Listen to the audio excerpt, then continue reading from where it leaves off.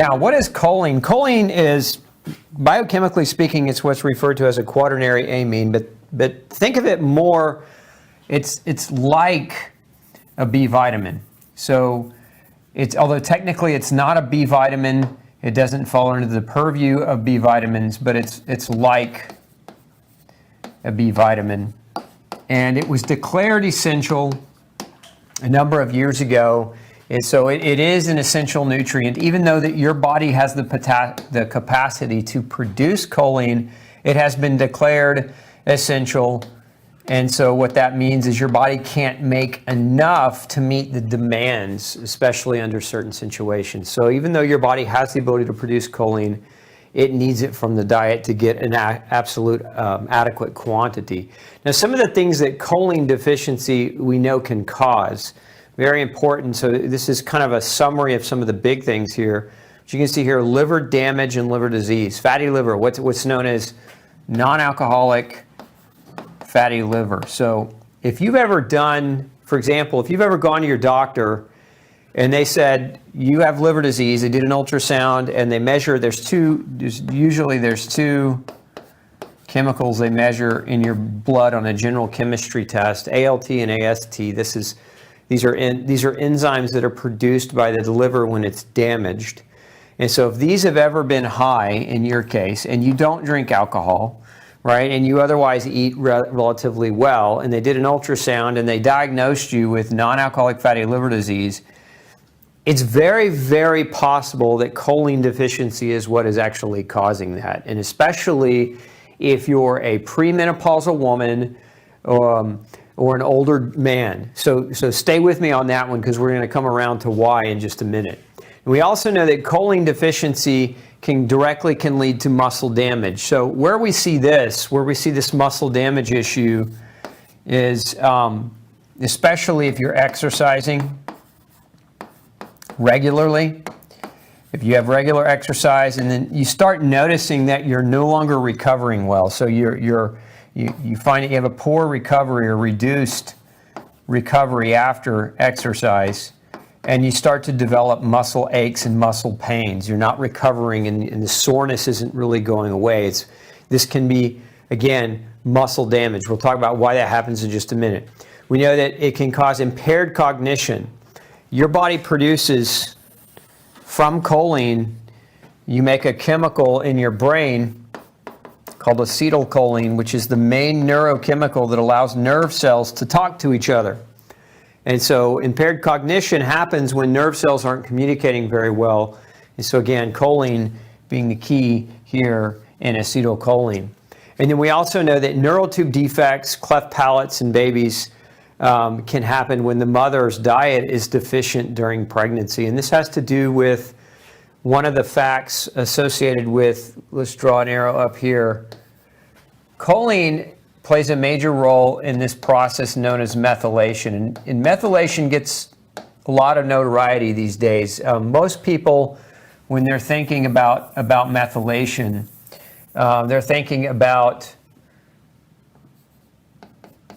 B vitamins, right? Because the B vitamins like B6 and B12 and folate play a role in methylation. So these three play a role in methylation. And so usually, when you're reading or listening to information online, these get all the notoriety. Choline gets very little notoriety, but choline is very, very critical in the methylation process. It helps create a substance called betaine, and that betaine then helps to convert homocysteine into methionine. And so homocysteine is a toxic byproduct that can create neuronal damage, leading to neural tube defects and cleft palates and other things. So through its ability to aid in methylation, choline is very, very important.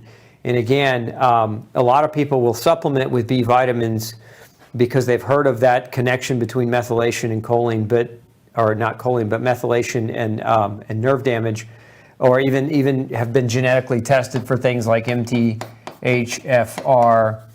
or MTRR. These are particular genetic mutations, MTR, MTRR, MTHFR. that play a role with B vitamins in the methylation process. But choline, again, plays a major role in that process. And so it's important to understand that. Now, on that note, many of you may have been diagnosed, if you've got a diagnosis of rheumatoid arthritis or ankylosing spondylitis or any rheumatological arthritis, if you've ever been put on this drug, methotrexate, this is an anti-cancer drug, but it's oftentimes used to control or manage pain in autoimmune arthritis. And so what this drug is known for is causing liver damage.